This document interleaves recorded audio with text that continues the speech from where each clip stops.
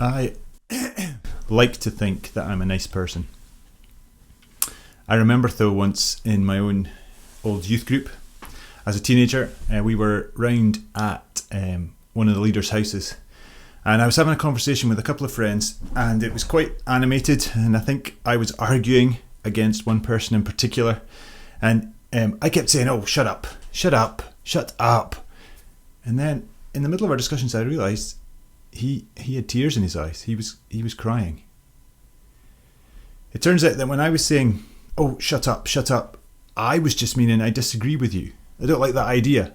I didn't really want him to shut up, but he thought I did. He thought that what he was saying wasn't worth hearing and that I didn't want to hear what he said. And without realising it, I'd completely hurt his feelings. And he was one of my friends and he was now in tears. I felt awful. I wanted to take back everything that I'd said, and I wanted him to somehow quickly see inside my head and know how great I thought he really was, and that's not the way I meant it. And well, I thought I was a nice person. Tears can make people uncomfortable. I've told a lot of you before that I actually cry all the time at the drop of a hat. It doesn't matter what it is, a song while I'm washing the dishes that comes on the radio, an inspirational story that I read, a YouTube video about something special, an advert that's really well put together. If I see a child that's overcome some sort of challenge or achieved a target, if I see the slightest bit of bravery or someone who's gone out of their way to help maybe a stranger or somebody else in a race, I'm just greeting away. Ever since my parents died, in fact, it's kind of like something broke inside that's now always kind of near the surface and ready to overflow again. It's probably a good thing. I hope it is. We had a line in a song last week that went, "Break my heart for what breaks yours." It's one of my favourite lines in any song. When I see a tear appear in one of my family's faces, that's when my heart breaks. And that's actually different from what the song is talking about. The song's talking about us all wanting the same things that God wants. But when I see tears, I want to hold that person in my family, a child usually. I want to protect them. I want to shelter them. I want to take away the need for them to have tears. And I want to, if they've got tears, I want to wipe them away personally. I don't want them to be brought to tears. I want to make it never have happened. But at the same time, I know that it does have to happen. For them to have life, in all its fullness, means I can't prevent there being times when they will be in tears, or in fact anyone around me, whether it's my children or my wife or my friends or my family. I know that there's going to be tears. So if there are tears, I want to be right there and I want to wipe away those tears personally. I've been reading a letter with you, a letter tucked away at the end of this collection of books that we call the Bible. It's a letter called The Revelation. It's written by a man called John. It's written around, we think, 60 years or so after the life and the death and the resurrection of a great Jewish teacher, Jesus of Nazareth, who really turned things around in history completely. It was a letter written to be read out loud to groups of Jesus followers who are struggling, locked down in so many ways under the force of the Roman Empire in the 1st century. John, it seems, has had a set of experiences while he's been in worship, and he's written them down into this letter. And part of that's been glimpses, different images, visions, revealings of what's going on beyond the surface. What's going on with God, where God is and what God is doing. One image has been an open door, a glimpse into heaven. And that word is used to describe where God is at work. And so instead of just what these people see, the grind and the pressure of the locked down existence under the Roman Empire, there is more going on. Something to comfort them and to challenge them. A picture of a God alive and at work. A God who is not giving up. A God who is actually right in their midst. And in chapter 7, one of the images John sees is of a multitude of people he describes. More than can be counted from every nation, tribe, people and language. And this crowd is standing with God in his presence. Or rather with a throne and a lamb. But as we've seen, these are images that seem to represent God. God on the throne and the lamb who was slain. Well, all of the hearers of John's letter would have known that meant Jesus of Nazareth. That somehow his birth and his life and his death and his resurrection has somehow dealt with all the barriers that get in the way of the relationships that they were made for. Relationships with God, with creation, with each other. The image is that all God's people are here right with the Lamb on the throne. This is what God wants. This is what God is working towards. This is where this story is going. And so as the letter goes on, more and more symbols come in. For someone who's written a lot of words, John actually uses an awful lot of pictures. In this image, the people are wearing white robes, a symbol of purity and also of overcoming.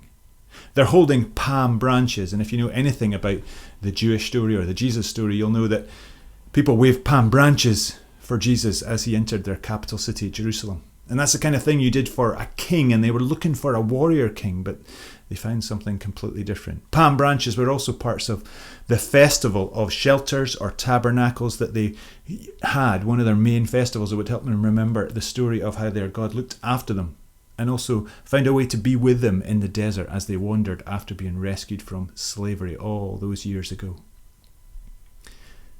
They cry out. These people cry out or sing out. They overflow, they shout because they believe salvation, they say, belongs to this God. And the word salvation in here is a word that actually means rescue. The story all through these scriptures has been of a God who hears the cry and who acts to set these slaves free from all kinds of slavery. Not just the Roman Empire, but the addiction to mucking things up that is part of the human condition and that these stories call sin. John then brings back in other pictures he's used already. He talks about living creatures, 4 living creatures, and that seems to represent just all living creatures. And he talks about 24 elders, and it seems that this is probably a combination of the 12 tribes of Israel, the Jewish people, and the 12 disciples of Jesus and the movement they sparked off as they responded to who he was and what he had done. And that movement became the new people of God, the new Israel. So this 24 elders represents all God's people. All God's creatures and all God's people. How do they respond as they stand together? They are singing, they are shouting, they are in worship. It seems in this story this is what the whole of creation is made for, to give thanks and gratitude to God their creator, to God their sustainer, to God their rescuer, and then to be with God doing what they were made to do, to be with him, to be with each other, to enjoy responding to him. That's what worship is all about. And then in the scene, one of the elders has a little dialogue with John, and it's just a device to make it abundantly clear that this multitude, this countless crowd, these people in white robes are all God's people who have stood, who have overcome, who have held on through what's known as the tribulation. And that word means pressure. It means suffering. It means opposition. Because this, as much as it's a vision, it's a revelation, it's not a fairy story. Evil is very much, in all of these stories, a reality. And that's a reality we know. God's project of putting things back together is, in this glimpse, pushing forward. But that means that the forces that don't want that the selfish-centeredness, the destructive forces that want to pull creation apart and away from God, push back. And so God's people suffer in the crossfire, in the crunch. And that breaks God's heart. And he, during that, through that, will not let them go or be alone. And so then we have an image that suggests they've been washed and made white in the blood of the Lamb. Now, I've seen quite a few washing powder adverts, and some of them make some bold and really wild claims. But I've also personally had loads of nosebleeds, and I know that washing something with blood is unlikely to help it become spotlessly white.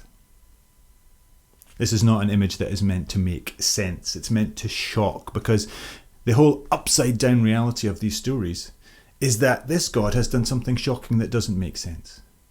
By getting involved himself, by his birth, life and death and resurrection, by the blood on the cross of Jesus of Nazareth, God has somehow won a victory. He's dealt with everything that gets in the way, not by smashing and killing like everyone expected, but by sacrifice and suffering. Dealt with the slavery, dealt with the addictions, dealt with the barriers that get in the way of his creation, getting back on track the way he made it to be. And at the centre of that vision is the fact that God's people are made, and here they are together, to be with him, right at the throne, which means right with him, in relationship with him, made to be part of what he's doing. And that's what the word serving means in here. Not that God needs to sit on his throne and get us all to bring him cups of tea, but that God made us to serve, to love, to care, to tend to the creation around us. It's what we're made for, and I think we know that in our bones. That our task, and we enjoy that task, is to look after each other and creation. And we're made to do that together, in this image with every tribe and every nation and with our God. There's a striking image here that in the English says, God sheltering them with his presence. That's a bit limp in the English. The Greek and the Hebrew idea is that this God will spread his tent over them. The rain and the wind are lashing outside the window right now, and the idea of God spreading a tent sounds really good right now. God journeyed with his people in the desert, and through a tent, a tabernacle, he was able to connect with them and to give them his presence and his protection. God understands what it's like because he is with them. Just like he was born and he loved and he lost and he laughed and he ate and he drank and he was betrayed and killed in Jesus of Nazareth. And that means as God moves this project forward, as you and I hang on and join in, then this story is telling us that God's project will lead to what he's always been about, and that is meeting every need. No more hunger, no more thirst, no more exposure to the elements. And that lamb in the image then becomes a shepherd. An amazing metaphor and idea through all these stories. The good shepherd, the great shepherd, of leading and guiding and protecting and caring and bringing to potential. And then we have the icing on the cake. This God will wipe away every tear from their eyes. How do you wipe away tears from eyes? Can you do it for a crowd? Can you do it with a machine? Could you do it with a massive brush or a mop or a towel? Could you do it with a set of mops tied together? Could you do it at a social distance? No. Tears are wiped away personally, gently, by hand, by someone close, right here, up close and personal. When I hear God talked about, there's times that I hear about angry gods, or about accountant gods, about courtroom judge gods, about examiner gods, about Santa gods. And I'm confused, because that's not the God I find in here. That's not the living God who's involved in my life that I respond to. That's not the creator God whose project I get to be part of here in this community. The God I know, the God in these stories, the God revealed to John here, is the God who wipes away tears in person. Our God is a tear wiper. And he promises a time of no more tears, no more death, or mourning, or crying, or pain.